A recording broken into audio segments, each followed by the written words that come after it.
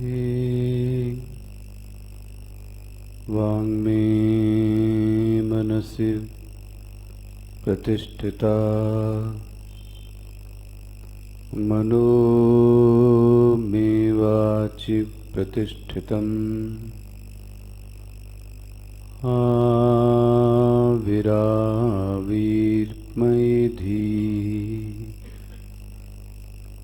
वेदस्य मवाणिस्थः श्रुतं मे मा प्रहासीः अनेनाधीतेन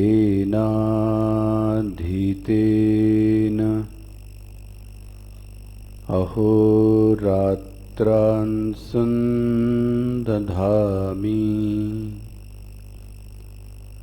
ऋतं वदिष्यामि आददीय यदिदं पृथिव्यामिति तस्मै तृणं निदधौ एतद् आददस्वेति तदुप्रेयाय सर्वजवेन तन्न शशाका दातुं स ततैव निव्रव्रते नैतदशकं विज्ञातुं यदेतद्यक्षमिति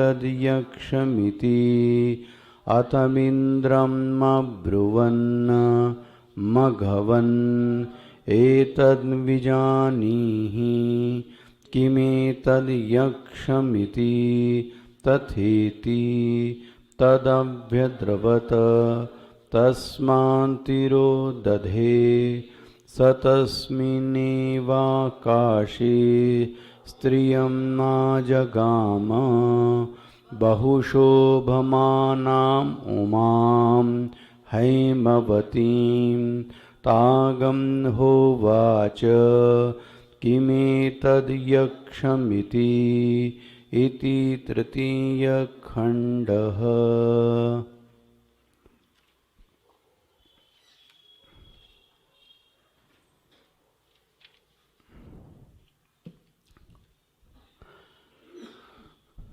ब्रह्म देवेभ्यो विजिज्ञे अविज्ञातं विजानतां विज्ञातम् अभिजानताम् इत्यादि श्रवणाद् यदस्ति तद्विज्ञातं प्रमाणैः यन्नास्ति तदविज्ञातं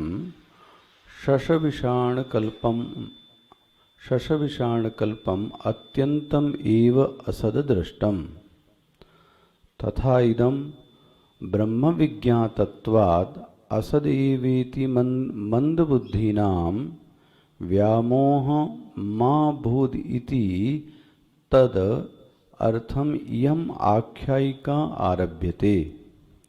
तदैव हि ब्रह्म सर्वप्रकारेण प्रशास्त्री देवानामपि परो देवः ईश्वराणामपि ईश्वरः दुर्विज्ञेयं देवानां जय हेतुः असुराणां पराजय हेतुः तत्कथं न अस्ति इति एतद् अर्थस्य अनुकूलानि उत्तराणि वचांसि दृश्यन्ते। अथवा ब्रह्मविद्याः स्तुतये कथं ब्रह्मविज्ञानात् अग्नादयो देवा देवानां श्रेष्ठत्वं जग्मुः ततः अपि अतितराम् इन्द्रः इति। अथवा दुर्विज्ञेयं ब्रह्म इति तत्प्रदर्श्यते येन अग्नादयः अतितेजसो अपि क्लेशेन एव ब्रह्म विदितवन्तः तथा इन्द्रः देवानामपि ईश्वरोऽपि सन्निति वक्ष्यमाणः। उपनिषद् विधिपरं वा सर्वं ब्रह्म विद्या व्यतिरेकेण प्राणिनां कर्तृत्वाभिमानः मिथ्या इति दर्शनात् वा आख्यायिका। यथा देवानां जय आदि अभिमानः तद्वत् इति ब्रह्म यथोक्तलक्षणं परमः किल देवेभ्यो अर्थाय विजिज्ञे जयं लब्धदेवानाम् असुराणां च संग्रामं सुरान् जित्वा जगद आरातीन् ईश्वर सेतुः भेत्रीन् देवेभ्यः जयं तत्फलं च प्रायच्छित् जगतः स्थेम्ने तस्यः किल ब्रह्मणो विजयी देवा अग्नियादय अमहीयन्त महिमानं प्राप्तवन्तः तदा आत्मसंस्थस्य प्रत्यगात्मनः ईश्वरस्य सर्वज्ञस्य सर्वक्रियाफलसंयोगजयितुः प्राणिनां सर्वशक्ति जगतेः स्थितिं चिकीर्षेयं जयं च महिमा च इति अजानन्तः ते देवाः ऐक्षितवन्तः अग्नि आदि स्वरूप परिच्छिन्न आत्मकृतः अस्माकमेवायं विजयो अस्माकमेवायं महिमा अग्निः वायुः इंद्रत्वादिलक्षणः जयः फलभूतो अस्माभिः अनुभूयते न अस्मत्प्रत्यग आत्मभूतेश्वर भूतेश्वर कृतः इति एवं मिथ्या अभिमान लक्षणवताम्।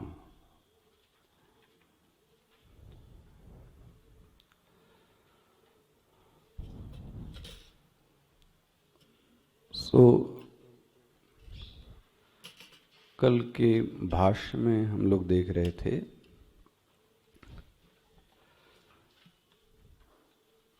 और यह प्रकरण इतने दिनों से ये चल रहा है कि उपनिषद में आख्यायिका की आवश्यकता क्यों पड़ी, आखिर आख्यायिका का उद्देश्य क्या है। इतने सारी चीजों को आप देख चुके, आखिरी एक हेतु था, वह यह था कि मतलब हेतु गिन लेना, 5 या 7 हेतु आ चुके कि जब जब भी आख्यायिका आती है उपनिषद में वह क्यों आती है, उसका अभिप्राय क्या होता है। आखिरी में जिन देवताओं ने ब्रह्म विद्या का श्रवण किया उनको श्रेष्ठत्व की प्राप्ति होती है। जिसके की कानों में ब्रह्म विद्या चली जावे, कई बार ऐसा लगता है कि यह विद्या पुरुषार्थ का परिणाम नहीं है। वैसे भी ब्रह्म विद्या पुरुषार्थ का परिणाम नहीं है, ऐसा समझ में आता है विद्वानों को। विद्या तो कृपा का परिणाम है, विद्या तो आपके पुण्यों का परिणाम है। कोई भला चाहे कि मुझे सब कुछ आ जावे और कोई कितनी भी कोशिश कर ले, उसके करने से कुछ होता नहीं। और थोड़ा सा कठोर कहूं, ब्रह्म विद्या में जो बाधा उत्पन्न करने वाली चीज है वह हमारे किए गए पाप हैं। अब हेतु तो कई हैं, हमारे किए गए पाप हैं, या ऐसा भी कह लें मंद जिज्ञासु है। मंद जिज्ञासु मतलब मिल जाए तो ठीक है, न मिले तो भी कोई खास फर्क नहीं पड़ता। कभी आते जाते मैं कहीं क्लिप सुन रहा था, हालांकि ये बात हमारे स्वामी जी ने भी कभी बोली होगी, कि जब ध्रुव की मुक्ति हुई, प्रहलाद की बात थी ध्रुव की, तो जब वह विमान आया तो ध्रुव विमान को रोक देता है और कहता है मैं अकेले नहीं जाऊंगा, मैं भगवान के लोग अकेले नहीं जाऊंगा। हमारे जो बांधव लोग हैं, वो लोग हमारे मित्र, हमारे नगरवासी, तो भगवान ने कहा ठीक है, उनको तो पता ही था, उनके वाहन को उन्होंने कहा रुको, सबको बुला लेते हैं। महाराज वह विमान सबके घर के आगे रोका गया और कहा गया कि ध्रुव जी का आमंत्रण है महाराज, चलो भगवान के लोग आपको बिना किसी पुण्य के, बिना किसी के, चलो भगवान के लोग चलते हैं। जानकर आश्चर्य होता है, एक भी व्यक्ति भगवान के लोक जाने को तैयार नहीं था। देखो ये सच्चाई है। अच्छा, क्या वह लोग ईश्वर की उपासना नहीं करते थे? वो लोग भी धार्मिक थे। तो एक तरफ पूजा पाठ भी हो रहा है, दूसरी तरफ भगवान मानो कि साक्षात आ जावे और आपसे कहें चलो भाई लोक ही ले चलता हूं।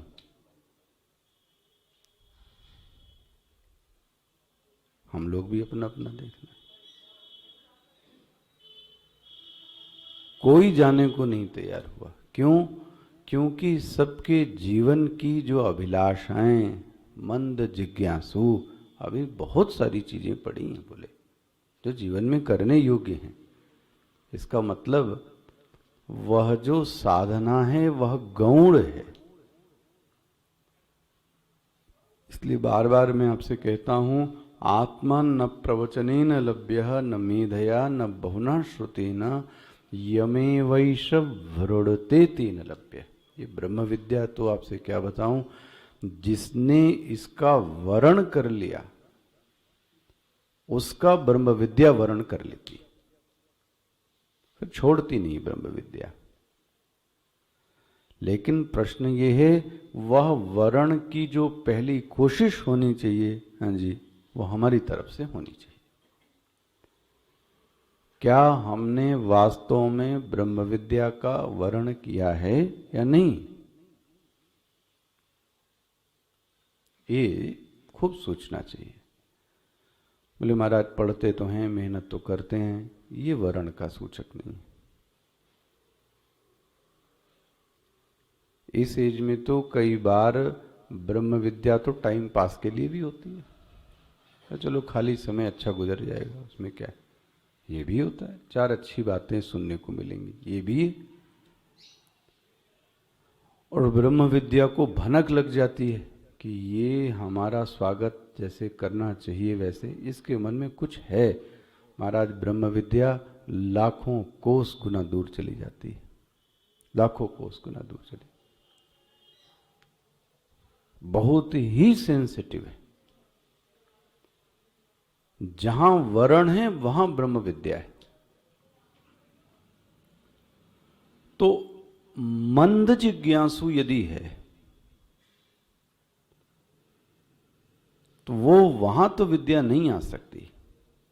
सत्संग हो सकता है, ब्रह्म विद्या नहीं आ सकती।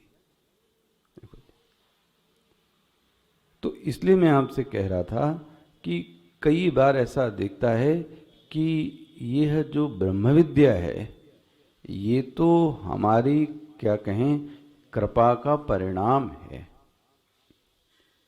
जो हमारी साधना कह लें, जो भगवान की कृपा कह लें, और आप कह लें पुण्य हैं आपके, ये पुण्यों का परिपाक है। अच्छा, थोड़ा सा विषयांतर करूं।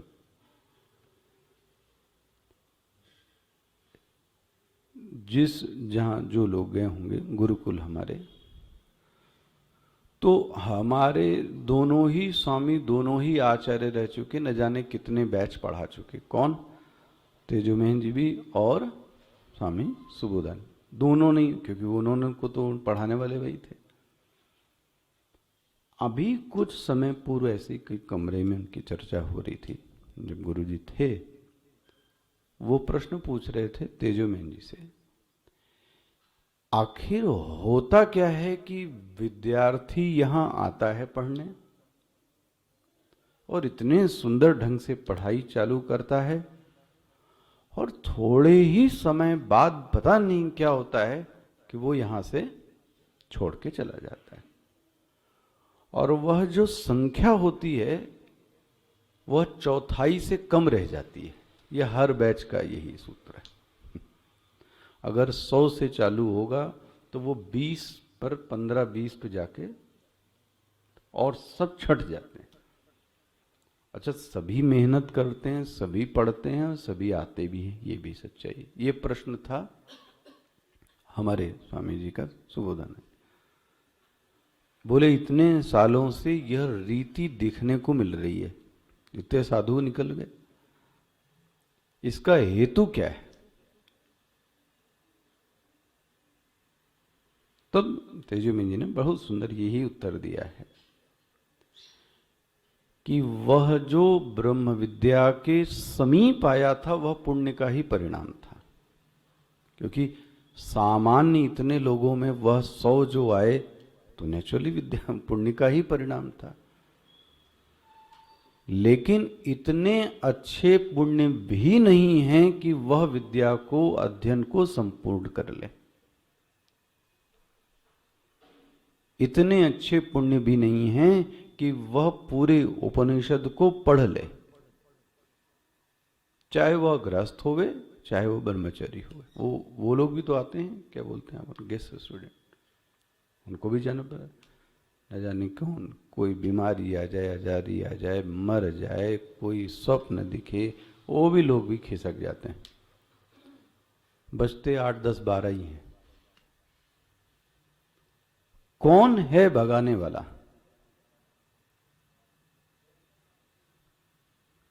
भाई ऐसा नहीं कह सकते कि वो पढ़ने नहीं आए थे, आए तो थे, है ना। तो मैं तो आपको स्पष्ट कहूं, ब्रह्म विद्या की साधना में आपके ऊपर कृपा और पुण्यों का परिपाक जबरदस्त होना चाहिए, वरना इस क्षेत्र से वह साधु को, साधक को, गृहस्थ को हटा भी देता है। कौन? ब्रह्म विद्या। इसलिए भाष्यकार ने हेतु दिया, अग्नि आदय, इनको भी देवताओं में जो श्रेष्ठत्व की प्राप्ति हुई वो इसलिए हुई क्योंकि इनके कान में कौन चली गई? ब्रह्म विद्या।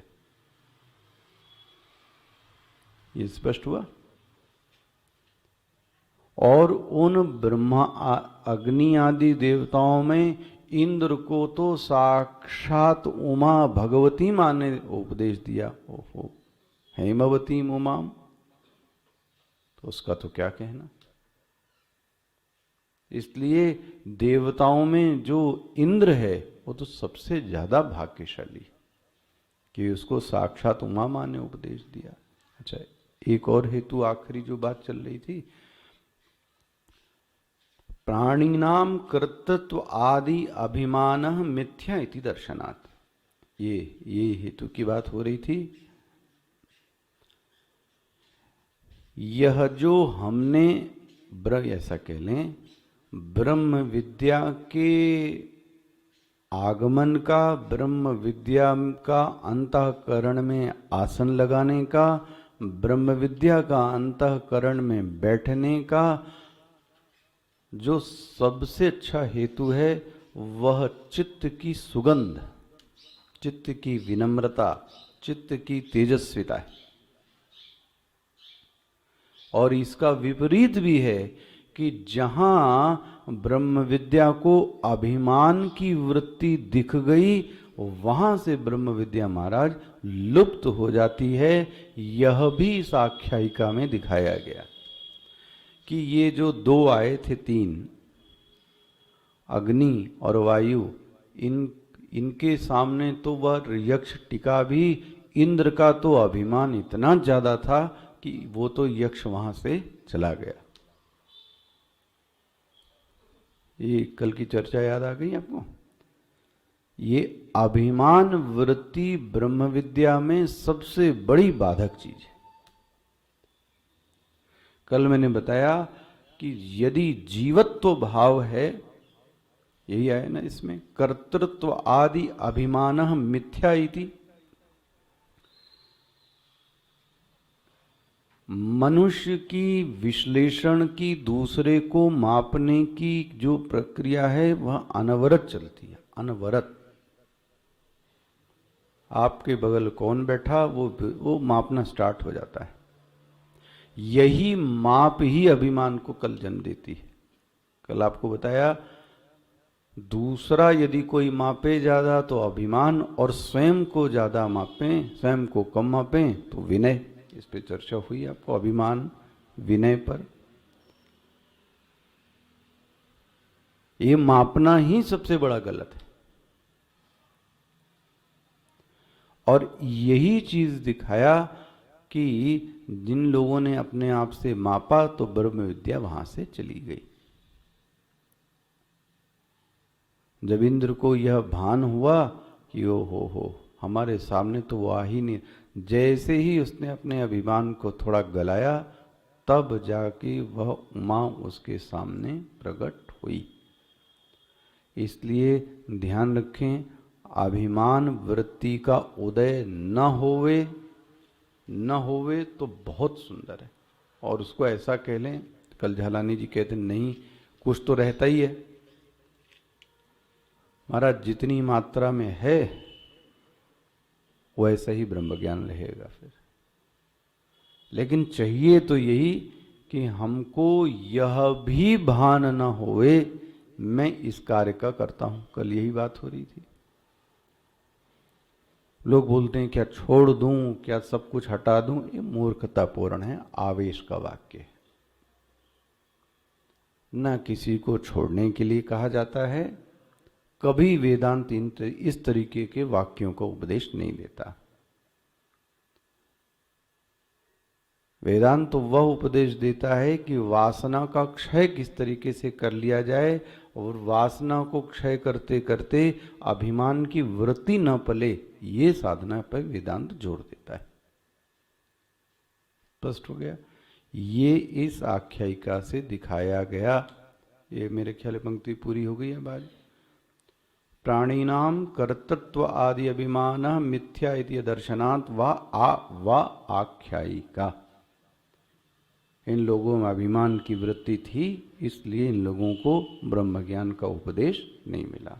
यथा, जैसे कि देवानाम जया आदि अभिमान, तदवत, जैसे ये देवताओं को क्या हो गया था अभिमान, तो ब्रह्म ने दिखा दिया भाई। मैंने आपसे कहा एक तो ये है, अभिमानी व्यक्ति डरपोक होता है क्योंकि वो अंदर से ठोस होता नहीं, महाडरपोक इंसान होता है। ऊपर से जितना वह आत्मविश्वास और यह चीजें दिखाता है, अंदर से उतना ही पोला होता है, क्योंकि अंदर ठोस चीजें तो है ही नहीं, तो कहां टिकेगा भाई। तो ये क्या ब्रह्म विद्या पड़ेगा, सोचो आप। ये देवताओं के साथ भी यही था। उसने कहा चलो भाई तुमको बड़ा अभिमान है ना, तो ऐसा कर लो, आज परीक्षा ही ले लेते हैं। अभिमानी व्यक्ति परीक्षा से भी घबराता है। आ गया? अभिमानी व्यक्ति परीक्षा से, क्योंकि उसको परिणाम पता है। चलो ले लेते हैं, उड़ा के दिखाओ, क्योंकि तुम्हारा नाम तो तुमने बोला सर्वज्ञ भी है, जात वेदा भी है, मात ऋष्वा भी तुम लोगों को कहते हैं, चलो ये भी कर लो।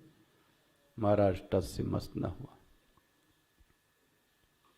इस आख्यायिका ने ये भी दिखा दिया मिथ्या। देखो शब्द क्या लिखा, मिथ्या है नहीं कुछ, लेकिन दिखाता बहुत कुछ। इसी को तो मिथ्या शब्द कहें। जैसे कि उदाहरण बार बार देखो उधर, यथा देवानाम, जैसे देवता आदि। स्पष्ट हो गया ये चीज। आगे बढ़ रहा हूं। अब भाष्यकार मूल मंत्र पर आ गए। ठीक है, इसको आप घर पे जाके दोबारा फिर से पढ़िए गया, आख्यायिका क्या होती है, क्यों। ब्रह्म यथोक्त लक्षणम,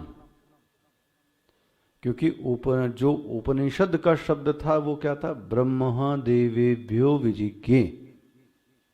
स्पष्ट हो गया। तो भाष्यकार कहते हैं मैं अब दोबारा ब्रह्म शब्द नहीं बताऊंगा। ले, क्यों, इतनी देर से अभी तक इसी की चर्चा कर रहा था, इसलिए उन्होंने एक शब्द लिख दिया, यथोक्त लक्षणम। यथा उक्तम, जैसे मैंने पहले क्या किया, तो कौन सा यथोक्त लक्षणम, प्रशास्त्री, याद आ गया। जया देवानाम जया हेतु आ गया, असुराणाम पराजय हेतु याद आ गया, और दुर्विज्ञेयत्वात्, श्रेष्ठत्व की प्राप्ति, ये सब कौन थे? ये यथोक्त ब्रह्म के लक्षण बता दिए गए। बोलते हैं वो तो अब आप पढ़ो। यथोक्त लक्षणम, आगे निकल गए।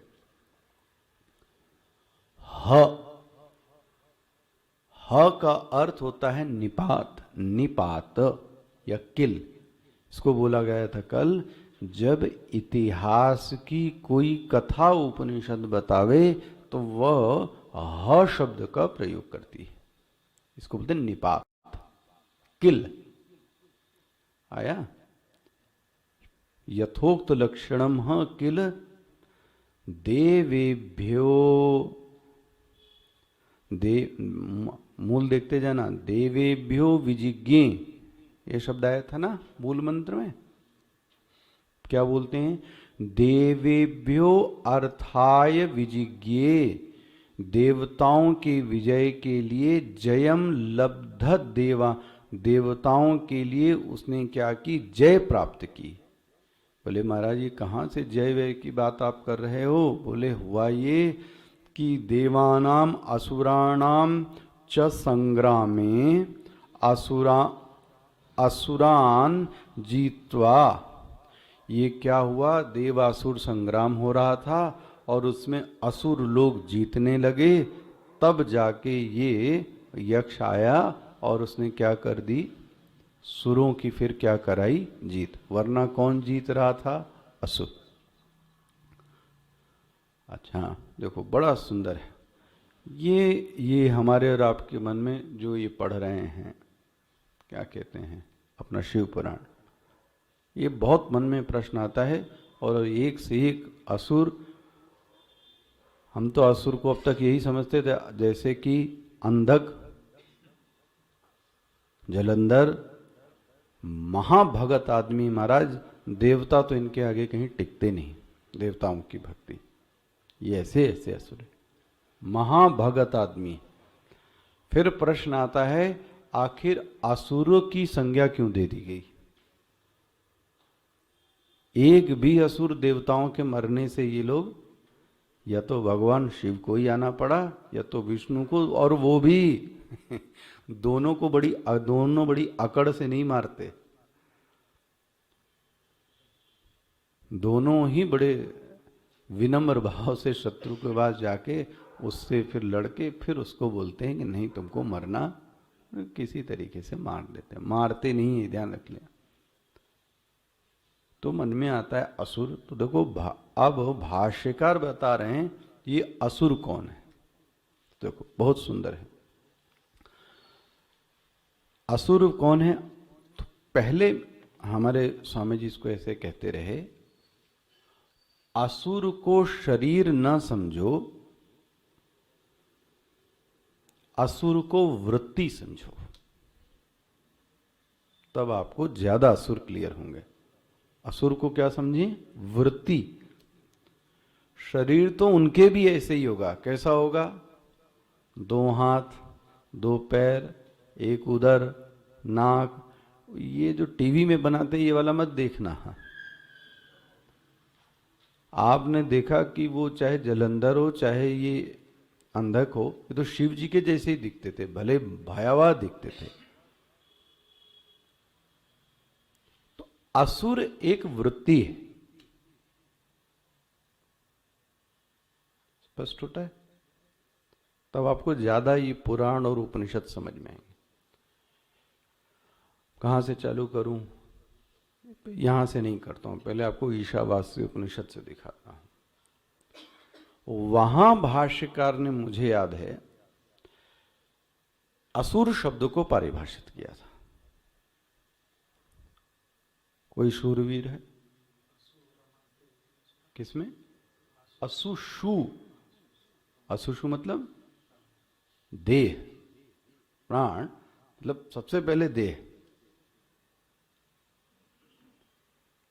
जिनके रमण का क्षेत्र शरीर है वह असुर है। वाह! उस समय याद है स्वामी जी ने कहा था, अब अपने बारे में ख्यालात सोचो भाई सब लोग, हम लोग कौन हैं। उनका टॉन्ट यही था दूसरों को तो बड़ा स्टिकर दे रहे हो भाई। जिसको शरीर ही दिखाई दे, शरीर मतलब अब ये सब आपके कोश ले लो, शरीर, प्राण, मन, बुद्धि, ब्रह्म अतिरिक्त जहां पे रमण होवे वह असुर है। अब एक एक असुर में देख लेना कहां रमण होता है इन लोगों का। ब्रह्म के अतिरिक्त यदि जहां पे रमण होवे, बोले महाराज हमारा रमण होता है, ये कैसे पता करें? जब दिन भर प्रातः काल से लेकर सायं काल तक जब आज जो चीज आपको अपनी ओर बड़ी आकर्षित करती है, खींचती है, समझ लो हमारा रमण वहीं पे। रमण की दूसरी निशानी है नेत्र व्यापार बंद होने पर भी जो चित्र आपको दिखते हैं, वहां पर आपका रमण। हाँ नहीं भाई, वासना अच्छी भी तो होती।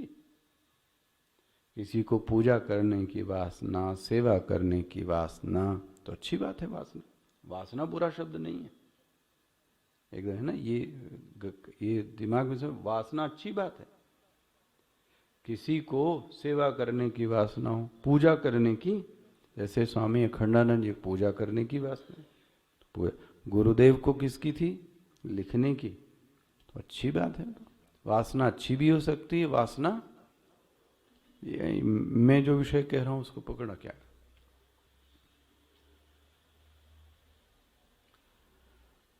नेत्र इंद्रियों के उपराम हो जाने के बावजूद भी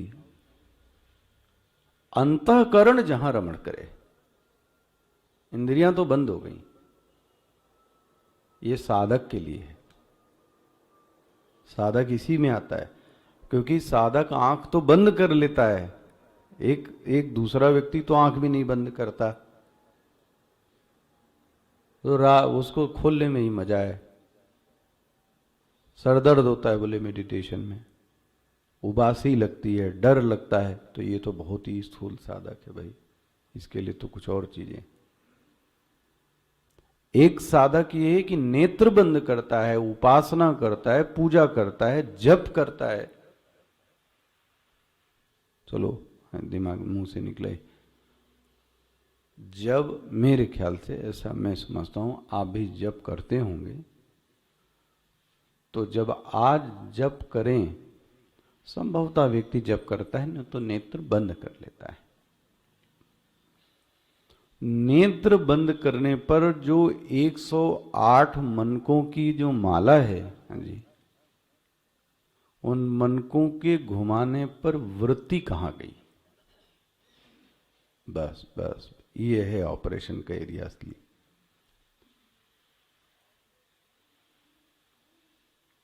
ये अपना अपना आज नोट करो। जो ध्यानावस्था के साधक हुए, ध्यान में जब चित्त उपराम हो जाता है, इंद्रियां बाह्य विषयों से उपराम हो गई, उस उपराम अवस्था में फिर जो चित्त के रमण का स्थल है, वह रमणीय स्थल क्या है, वह भजनीय स्थल क्या है?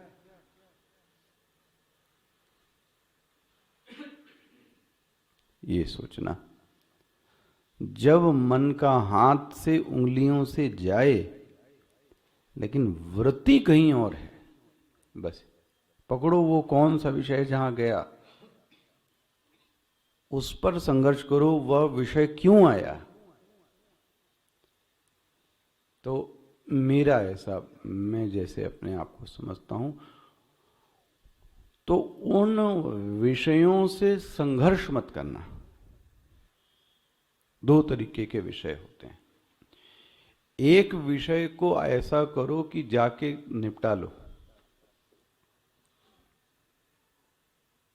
जाके निपटा लो मतलब क्या है? भूख लगी है, हाँ लगी, जाओ भोजन कर लो, चुपचाप बैठ। भोजन, अब भोजन मतलब ये नहीं आपने थाली लगा ली 24 और चालू कर दिया, वो सभी साधक वाली बात करो। भैया कुछ एक रोटी खा लो, जिससे कि बैठ सको ना साधना में, कि आसन पर बैठकर डकारे मारने लगे। फिर पेट ही आगे आड़े आ जा रहा है, बैठा ही नहीं जा रहा है, उमर कुमर इधर उधर इधर, ये सब नहीं। एक आसन में अच्छे बैठ गए तो फिर बैठ गए। फिर ऐसे कुछ विषय हैं जिनको मुझे लगता है कि आप आसानी से खत्म कर सकते हैं, और वो ना खत्म करो तो समय चला जाता है। जैसे मान लीजिए कोई बाहर बैठा है, किसी को साइन कराना, किसी को कुछ देना है, तो आप चले जाओ, देख लो भाई, ये ले लो, ये ले लो, ये कर दिया, अब जाओ। तो आप क्या हो गए, फिर निवृत्त हो गए। तो अच्छे से कर लो भाई, फिर जो समय मिला वो अच्छे से मिल गया।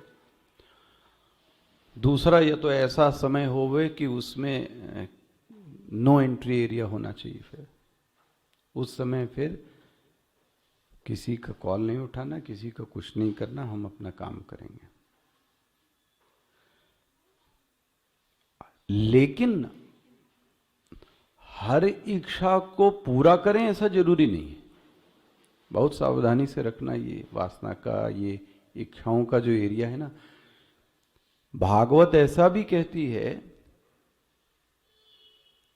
कि जैसे कोई व्यक्ति जलती हुई आग को बुझाने के लिए घी डाले तो होगा क्या, तो वो और होगी। तो आप चले कि चलो निपटा के आते हैं, ध्यान रखना वो निपटेगी नहीं। जैसे कि धन, जैसे कि काम,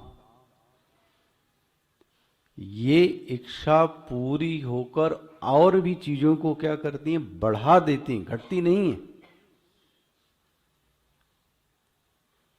समझ में आ रहा है? ये चीजें घटने वाली नहीं है, ये और बढ़ेगी।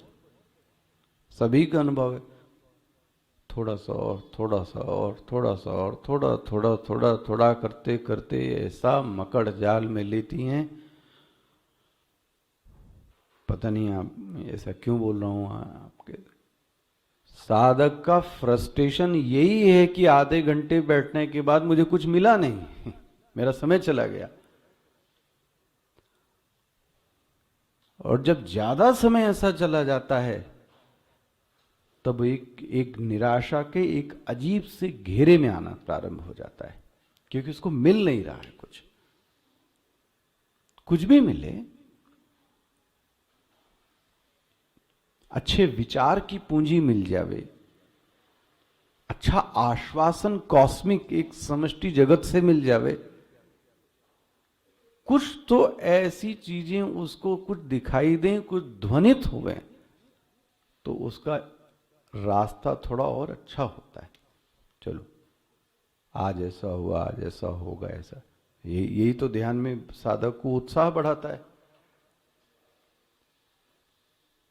तो मैं आपसे कह रहा था, हर चीज हर इच्छा को पूरा करें ऐसा जरूर। इसलिए हमारे स्वामी जी बोलते थे विवेकपूर्ण तरीके से,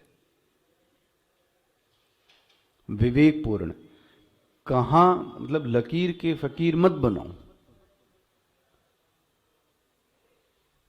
लकीर के फकीर मत बनो, ऐसा ही करना है। नहीं, अगर लगा है तो वो निपटा लो, और कोई ये पता है कि यह चीज निपटने वाली, तो मत करो वो सब चीजें। बन गया? ये ध्यान स्थिति के लिए है। ये अपनी अपनी साधना में आप इसको थोड़ा लगा कर देखिए तो आनंद आएगा आपको।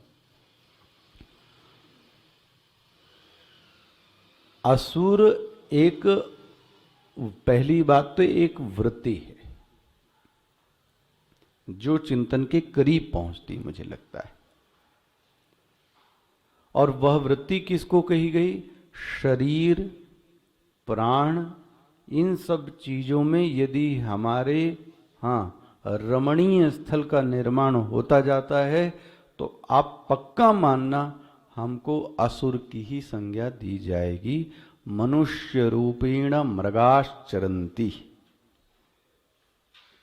है तो मनुष्य, लेकिन है ये हिरण के जैसे ही चल रहा है। स्पष्ट होता है। ये हो गया असुर। भाष्यकार कहते हैं आज तुमको दूसरी परिभाषा असुर की देते हैं, जरा देखो क्या बोलते हैं। जगत आरातीन, वाह, देखो ये अंडरलाइन कर लीजिएगा, ये हमारे में स्वामी जी ने ही अंडरलाइन कराया है इसमें। जगत आरातीन, जो जगत का शत्रु है। जगत का शत्रु मतलब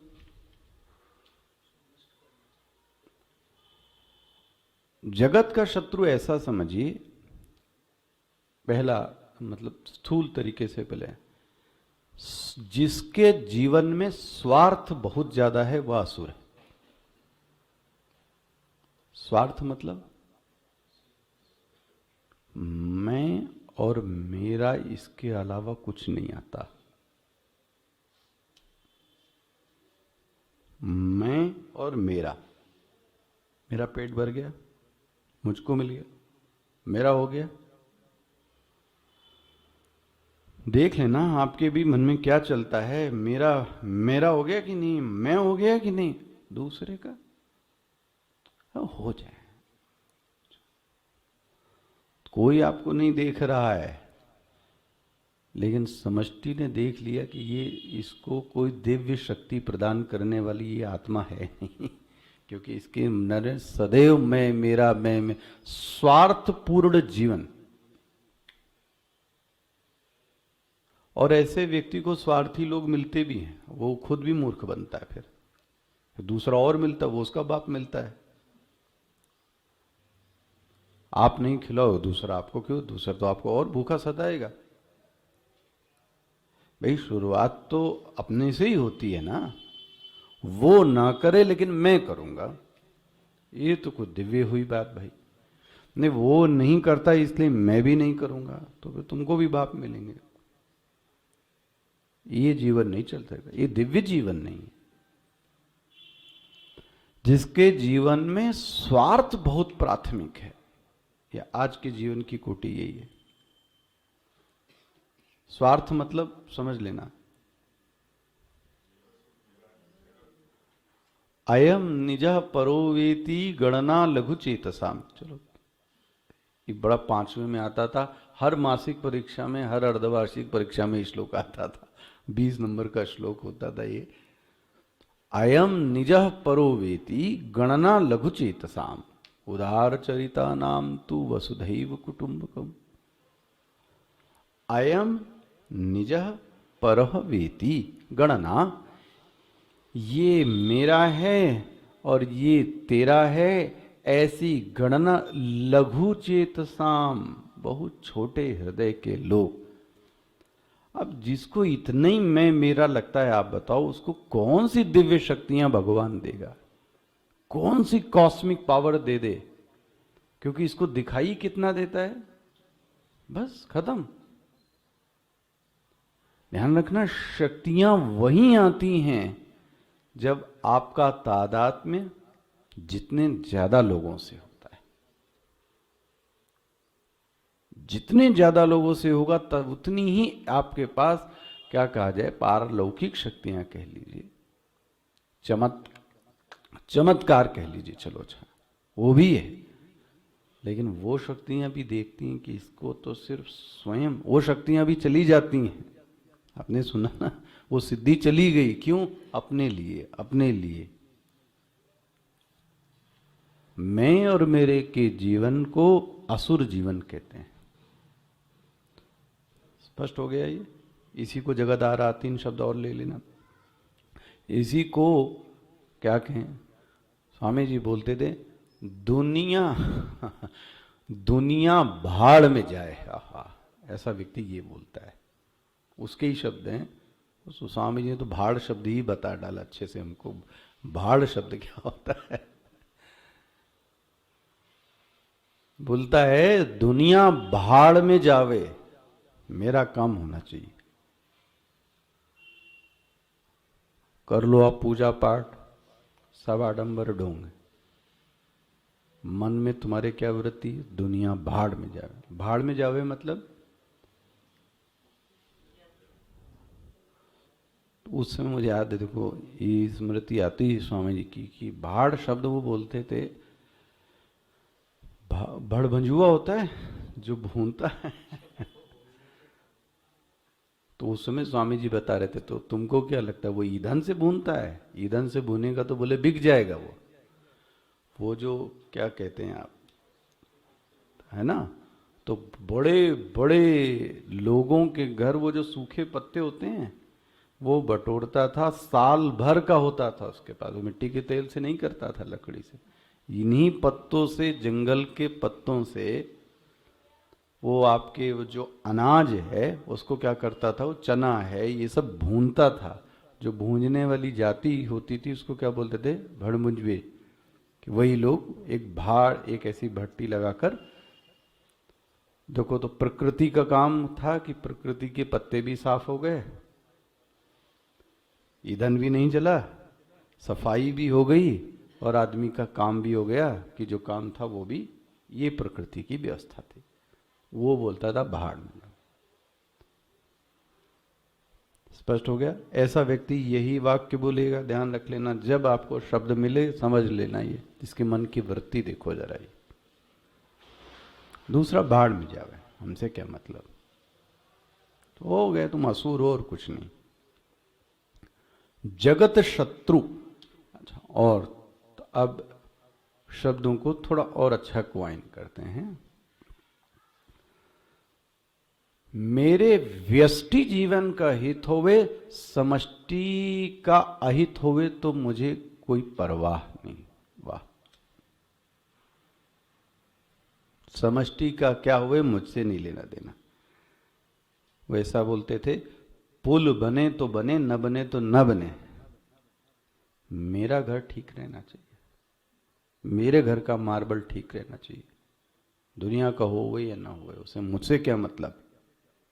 ये जो समष्टि का अहित चाहता है, समष्टि का, और अपने व्यष्टि जीवन को हां उठाना चाहता है, ओ ये राक्षसों के मन में देख लो अब क्या था।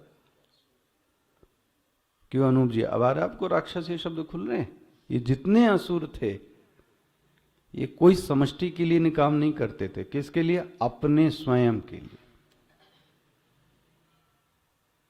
कोई जगत, पहाड़, नदी, किसी की मदद, ये सब नहीं, कोई विद्यालय, ये सब की बातें मत करो आप, मेरा बात करो, मेरा कैसे चलेगा।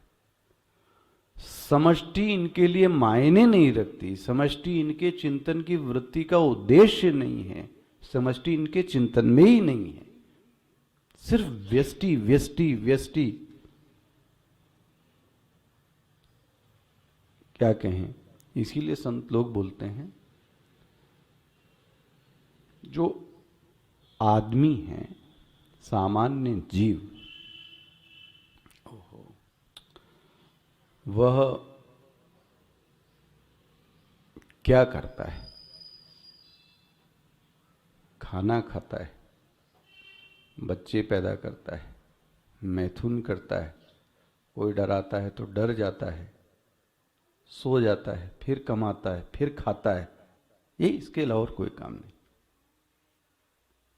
भाई कोई नई चीज को तुमने जन्म दिया? नई चीज आज तक मैंने कोई कुछ नहीं बनाई। तो इसीलिए तो 4 चीजें नहीं गई, आहार, विहार नहीं भैया, भय, निद्रा और मैथुन। मनुष्य भी यही 4 कर रहा है, 5वां नहीं कर रहा है। ये जानवरों के लक्षण। जो जानवर आपको दिखेगा अभी वो खाएगा, उसको थोड़ा सा डंडा लेकर कर दोगे तो भागेगा, फिर सोएगा, फिर मैथुन करेगा, फिर उठ जाएगा सवेरे, फिर घूमेगा गली में। हम लोग क्या कर रहे हैं? फिर सुबह उठे, फिर खाए पिए, फिर सो गए, फिर यही, बस ये जिंदगी ऐसे चलती कट गई। शरीर व्यतिरिक्त अंतःकरण के अलावा ऐसा कोई चिंतन की वृत्ति का विषय ही नहीं बनता। बन गया। समष्टि का अहित होवे तो कोई दिक्कत नहीं है, मेरे व्यष्टि जीवन का हाँ जरूर कल्याण होना चाहिए। इसको भाष्यकार कहते हैं, ऐसे व्यक्ति को जगत आरातीन बोलते हैं। हो गया। बोलते हैं इसका एक और लक्षण बता देते हैं।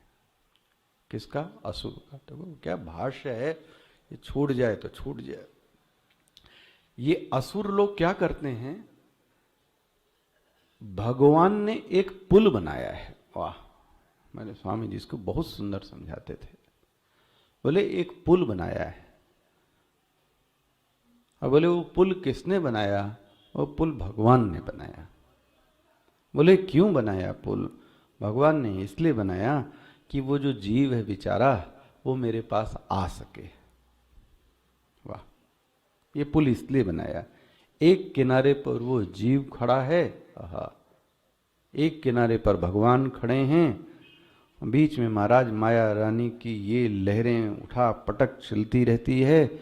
भगवान बोलते हैं किसी तरीके से इस पुल के सहारे से, हाँ ये तैर तो नहीं सकता, तो ये किसी पुल के सहारे से यह जीव थोड़ा थोड़ा चलते चलते किसके पास आ जाए? मेरे पास आ जाए। ये एक पुल है। ये असुर जीव और ईश्वर के बीच बने पुल को तोड़ने का कार्य करते हैं, उनको असुर कहते हैं। भाष्य देखो क्या लिखा है, ईश्वर सेतु भेत्रीन। वाह, शब्द देखो भाष्यकार के, मर गया। ईश्वर सेतु भेत्रीन, ईश्वर का जो सेतु है, हाँ ईश्वर के पास आने का एक पुल बनाया है, उसको ये लोग बीच में से तोड़ देते हैं। क्या बात, इसको असुर कहते हैं। बोले महाराज वो सेतु के बारे में थोड़ा आप और बताओ ना, वो क्या सेतु है? जरा टिप्पणी देखिएगा, टीका टिप्पणी। तो पहले टीका देखिए जरा, इसी के नीचे लिखा है ईश्वरस्य, वो सेतु क्या है जरा देखो, मिल गया आपको? ईश्वरस्य सेतवः मर्यादा, मिल गया सबको नीचे? वर्ण आश्रम धर्म। वाह, यह जो वर्ण का पालन है, वह जो आश्रमों का पालन है, जो धर्म है, जो मर्यादा है, जो उपासना है, जो साधना है, ये सब की सब क्या है? पुल है। वाह,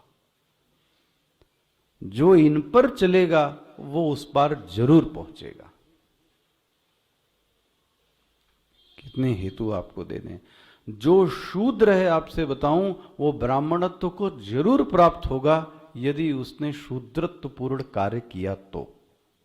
जो उसके धर्म आते हैं वो करेगा, ब्राह्मणत्व को जरूर प्राप्त होगा। जो क्षत्रिय है, जो वैश्य है, वो ब्राह्मणत्व को जरूर प्राप्त होगा।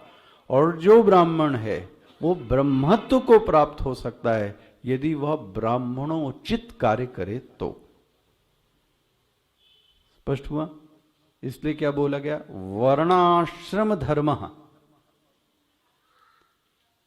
ये रास्ते हैं आपके चलने के जीवन के, ये ढकोसला नहीं है।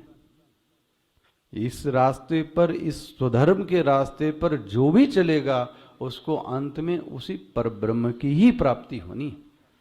लेकिन जिसने इस रास्ते को छोड़ा, ओहो, भटकेगा जरूर।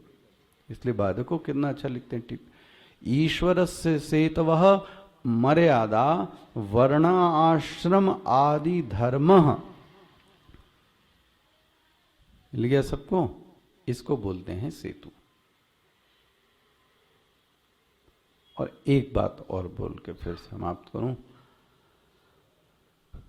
भगवान ने यह भी कहा मानस में, वो इतना अच्छा, संस्कृति सागर सेतु, पूरा कर सकते हैं? आधा निकाला मैंने। संस्कृति सागर सेतु चरित करत नर अनुहरत। वाह, ये तुलसीदास जी लिखते हैं। देखो कितना है, ईश्वर के द्वारा किया गया जो चरित्र है, जो लीला है, वो हमारे लिए क्या है? सेतु है। ईश्वर सागर सेतु, चरत करत, चरित्र करना, ईश्वर का जो चरित्र है वो क्या है? सेतु। नर अनुहरत, देखो तुलसीदास जी कितनी बात लिखते हैं। नर अनुहरत, मनुष्य अनुसरण करता है किस चीज का? जो उन्होंने चरित्र का पालन किया है, जो मर्यादा का पालन किया है। अब देखो ये दुआ, संस्कृति साग, संस्कृति, संस्कृति मतलब ये संसरण से, अज्ञान से, मरने से पार करने का उपाय क्या है? सागर सेतु, सेतु पर चलो। किसके? जो ईश्वर ने चरित्र करत नर अनुहरत, नर उसी का क्या करता है? पालन करता। तो ईश्वर के द्वारा जो किए गए लीला है वो सब हमारे लिए क्या है? सेतु।